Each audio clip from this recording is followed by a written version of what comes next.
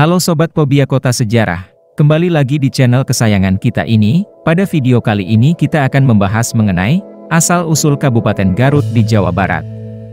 Asal-usul nama Garut sendiri bermula dari pembubaran Kabupaten Limbangan pada tahun 1811 oleh Daendels, dengan alasan produksi kopi dari daerah Limbangan. Letnan Gubernur di Indonesia yang pada waktu itu dijabat oleh Raffles kemudian mengeluarkan surat keputusan tentang pembentukan Kabupaten Limbangan yang beribu kota di Suci. Bupati Limbangan Adipati Adiwijaya membentuk panitia untuk mencari tempat yang cocok bagi ibu kota kabupaten. Panitia pun mencari lokasi ke arah barat Suci yang jaraknya sekitar 5 km. Di sanalah mereka mendapatkan tempat yang cocok untuk dijadikan ibu kota kabupaten.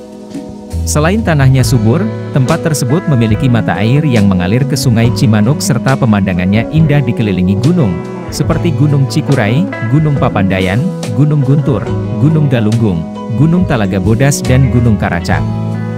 Saat ditemukan mata air berupa telaga kecil yang tertutup semak belukar berduri, maranta, seorang panitia tergores tangannya sampai berdarah atau dalam bahasa Sunda dinamakan kakarut.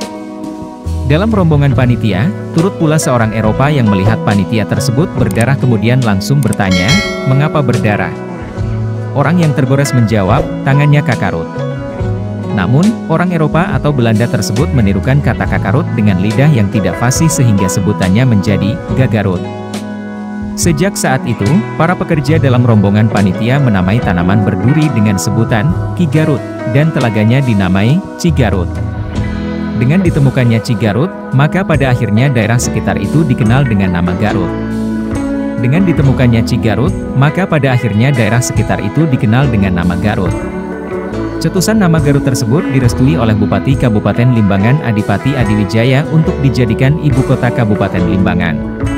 Pada tanggal 15 September 1813 dilakukan peletakan batu pertama pembangunan sarana dan prasarana ibu kota, seperti tempat tinggal, pendopo, kantor asisten residen, masjid, dan alun-alun.